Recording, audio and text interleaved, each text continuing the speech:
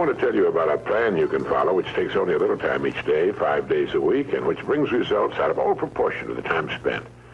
For a moment, consider the things your mind has brought you. Everything you have, your work, your relationship with your family and others, your philosophy of life, all come to you as a result of using your mind. Now consider the estimate made by experts.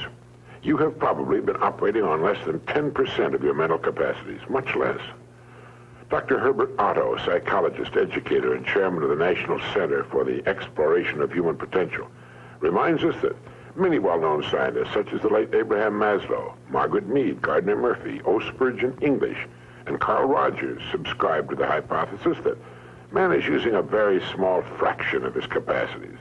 Margaret Mead quotes a 6% figure. Herbert Otto writes, "My own estimate is 5% or less."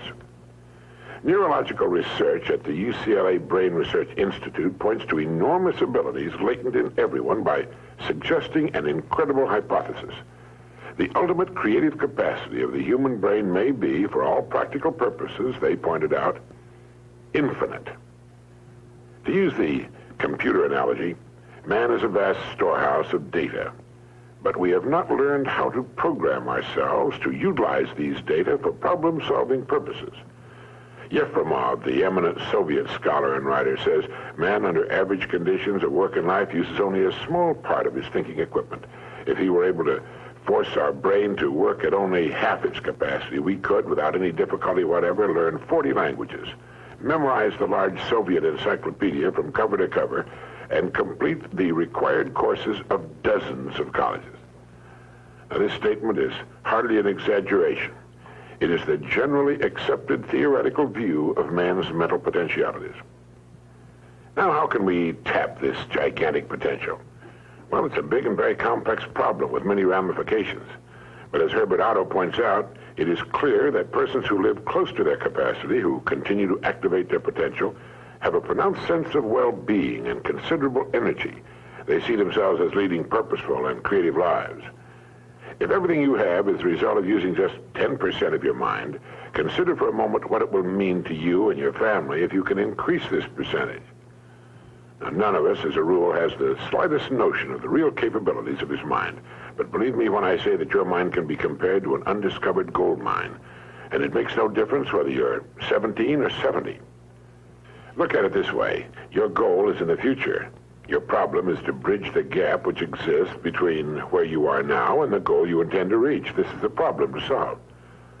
Robert Seashore, when chairman of the Department of Psychology at Northwestern University, pointed out that successful people are not people without problems. They're simply people who've learned to solve their problems. And there you have it. Living successfully, getting the things we want from life is a matter of solving the problems which stand between where we now are and the point we wish to reach. No one is without problems. They're a part of living. But let me show you how much time we waste in worrying about the wrong problems. Here's a reliable estimate of the things people worry about. Things that never happen, 40%. Things over and past that can't be changed by all the worry in the world, 30%. Needless worries about our health, 12%. Petty miscellaneous worries, 10%. Real, legitimate worries, 8%. In short, 92% of the average person's worries take up valuable time, cause painful stress, even mental anguish, and are absolutely unnecessary. And of the real, legitimate worries, there are two kinds. There are the problems we can solve, and there are the problems beyond our ability to personally solve. But most of our real problems usually fall into the first group, the ones we can solve if we learn how. Now I'm going to assume you've decided upon a goal. Your problem is, how do I achieve it? Your goal may be a promotion, a greater income, a beautiful home. It makes little difference what your goal happens to be. But you have your goal, and you know that you will become and you will achieve what you think about. That is, if you stay with it, you will reach your goal. But how? Well, it's right here that your mind comes into play. What is your mind? No one knows for sure. Perhaps the best way to describe it is to quote Pulitzer Prize-winning playwright Archibald MacLeish. In his play, The Secret of Freedom, a character says, "The only thing about a man that is a man is his mind. Everything else you can find in a pig or a horse." That's uncomfortably true. The human mind is the one thing that separates us from the rest of the creatures on Earth. Anything that comes to us in the future will almost certainly come to us as a result of the extent to which we use our minds. And yet it's the last place on earth the average person will turn to for help. In order to reflect just a moment on the human mind, consider what it's accomplished. Human knowledge has advanced more in the past 50 years than in all the preceding 10,000 years of human civilization. Of all the scientists who ever lived, it's estimated that 90% of them are alive today. We've reached, in the area of ideas and human advancement, a plateau so high it was undreamed of by even the most optimistic forecasters as recently as 10 years ago. But every new idea triggers additional ideas, so that now we're in an era of compounding advancement on every front and in every area that staggers the imagination. Dr. Harlow Shapley of Harvard has said that we're entering an entirely new age of man. He calls it the psychozoic age, the age of the mind. And you own one, free and clear. Now let's look at a few facts. Now, the average working person has at his disposal an enormous amount of free time. In fact, if you total the hours in a year and subtract the sleeping hours, if he sleeps 8 hours every night, you'll find he has almost 6,000 waking hours, of which he spends less than 2,000 on the job.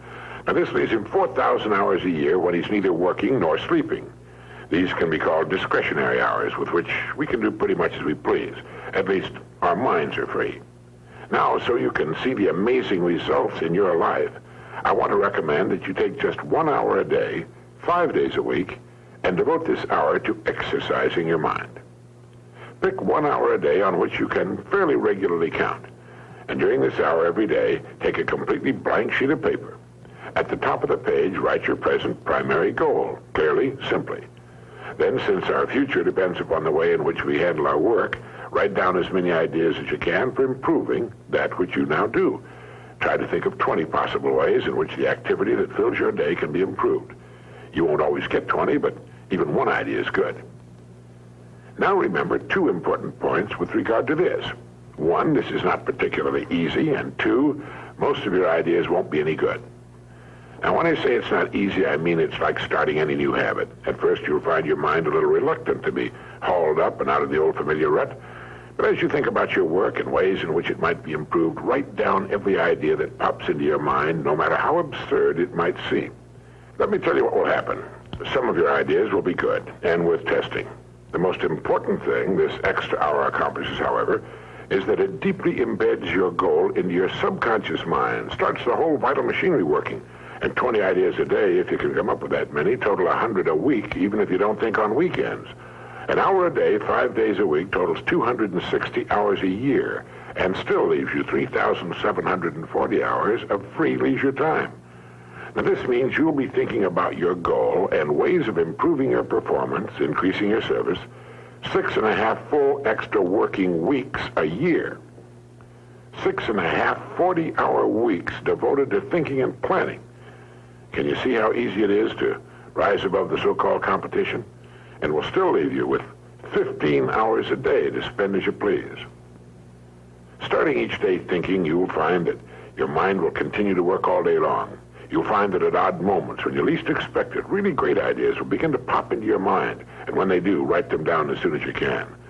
Just one great idea can completely revolutionize your work and, as a result, your life. If you want to develop the muscles of your body, you take daily exercise of some sort. Well, the mind is developed in the same way, except that the returns are out of all conceivable proportion to the time and energy spent. I've used this system for years, and it's given me some of the most gratifying and rewarding experiences of my life. And it costs only 5 hours a week. 5 hours out of 168. Is it worth it? It's like spending 5 hours a week digging in a solid vein of pure gold, because your mind is all of that and much more. Each time you write your goal at the top of the sheet of paper, don't worry or become concerned about it. Think of it as only waiting to be reached, a problem only waiting to be solved. Face it with faith and bend all the great powers of your mind toward solving it. And believe me, solve it, you will. Now let's briefly recap. This week, start spending 1 hour each day getting as many ideas as you can. Try for 20 a day on ways to improve what you're now doing. Remember, the achievement of your goal very likely depends upon it, as does your whole future. 2, if everything you now have is the result of using, say, 5 to 10% of your mental abilities, You can imagine what life will be like if you can increase this figure to 20% or more. 3, successful people are not people without problems. They're simply people who've learned to solve their problems. 4, don't waste time and energy worrying about needless things. 40% of them will never happen, 30% have already happened and can't be changed, 12% are needless worries about our health, 10% are petty miscellaneous worries, and only 8% are real. Try to separate the real from the unnecessary and solve those which are within your ability to solve. Last of all, the only thing in the world that can take you to your goals in life is your mind, its effective use, and following through on the good ideas it supplies you. Each of us has a tendency to underestimate his or her own abilities. We should realize that we have deep within ourselves a reservoir of great ability, even genius, that can be tapped if we'll just dig deep enough. It's the miracle of your mind.